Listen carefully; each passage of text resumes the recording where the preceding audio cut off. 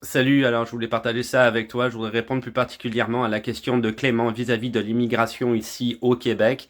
Il faut savoir d'ailleurs que j'ai déjà fait plein de vidéos sur ce sujet-là par rapport aux dernières politiques mises en place par le gouvernement du Québec en matière d'immigration. Tu retrouveras les vidéos en haut de mes profils TikTok, Instagram.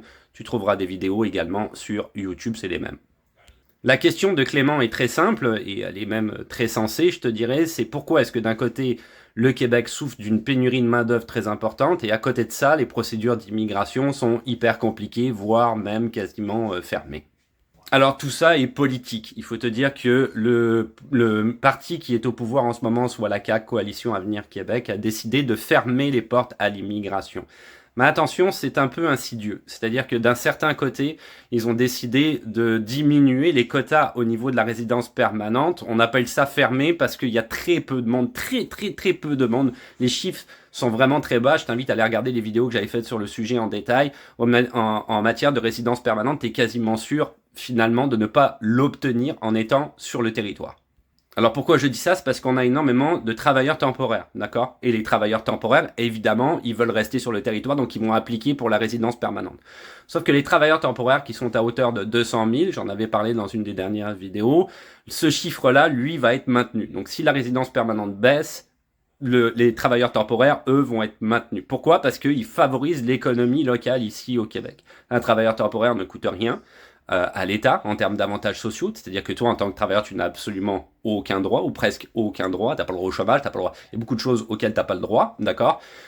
Tu es assigné à un employeur, tu ne peux pas changer d'employeur comme tu veux pendant X nombre de mois, la plupart du temps c'est 1 an, 2 ans, parce qu'il y a eu aussi une réforme au niveau du fédéral par rapport au permis de travail, je vais peut-être en revenir là-dessus juste après, j'en ai parlé dans la vidéo précédente pour l'immigration francophone. Si tu veux, lui, eh ben, il a tous les droits sur toi. C'est-à-dire que si à un moment donné, il n'a plus besoin de toi pour une raison X, il peut te virer et il n'a pas nécessairement de raison à justifier pour ça.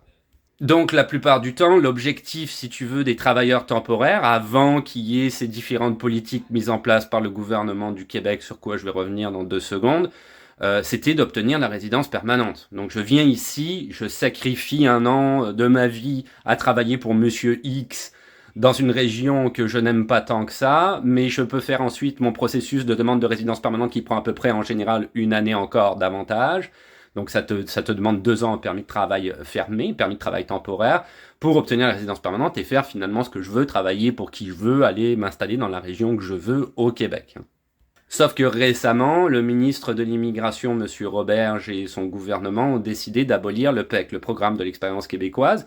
Donc ça, c'était un programme qui était une sorte de sésame vers la résidence permanente à partir du moment où tu étais, si tu veux, un résident temporaire. Donc ça fonctionnait aussi pour les étudiants, par exemple, hein, qui étaient des diplômés.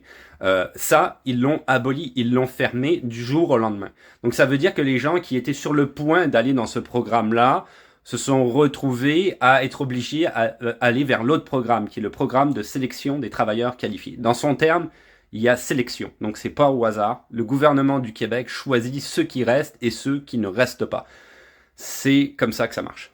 À côté de ça, parallèlement à ça, le gouvernement du Québec a aussi décidé, si tu veux, de couper dans les budgets, différents budgets, éducation, santé, etc., tout ce que tu veux, en n'embauchant plus de monde. Donc, d'abord, on a une pénurie de main-d'œuvre qui était déjà installée, du fait que effectivement l'immigration est en train de s'amoindrir de plus en plus. Et deuxièmement, eh ben, on n'embauche plus les gens. Donc, à partir de là, si tu veux, la santé, l'éducation, il y a pénurie de main-d'œuvre parce que les postes restent vacants et il n'y a plus personne pour entrer dans ces postes-là. Les coupes budgétaires sont dues aux différents scandales initiés par ce même gouvernement, le scandale Norvolt, le scandale Saclic, qui sont des scandales financiers où il y a plusieurs millions, voire même pour cette clique milliards de dollars qui ont été perdus. Et vu que le budget du gouvernement est déficitaire, c'est la manière qu'ils ont trouvé pour répondre, si tu veux, à ce déficit. Donc, pour résumer, si tu veux ce que je viens de dire, ils interdisent des embauches dans un système où il y avait déjà une pénurie de main-d'œuvre. Parallèlement à ça, on va avoir moins de résidents permanents. Par contre, ils continuent à faire rentrer des travailleurs temporaires qui n'ont quasiment aucun droit en tant que travailleurs. Ok, ça, c'est littéralement travailleurs temporaires. L'ONU en avait parlé. Ils avaient parlé d'esclavagisme moderne, hein, parce que c'est clairement ça qui arrive. Donc ça veut dire que tu risques de tomber dans ce piège-là. Si jamais tu avais l'intention de venir ici en te disant je vais être temporaire et éventuellement résident permanent, tu as plus de chances d'arriver ici en étant temporaire et retourner dans ton pays d'origine. Tu as beaucoup plus de chances que ça se passe comme ça au Québec en ce moment.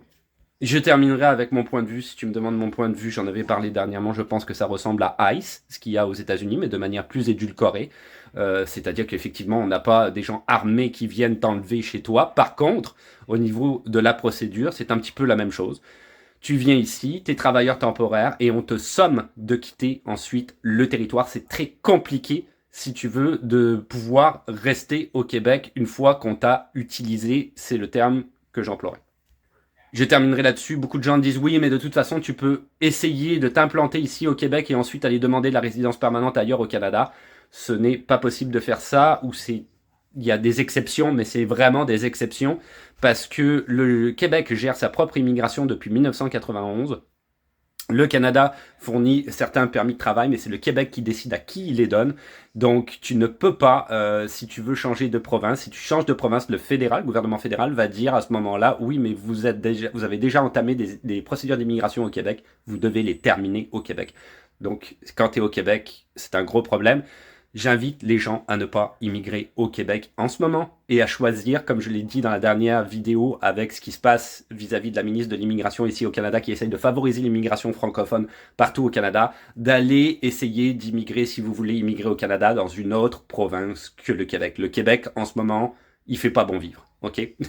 Entre la crise du logement et le reste, il fait pas bon vivre. Là-dessus, je te dis à plus.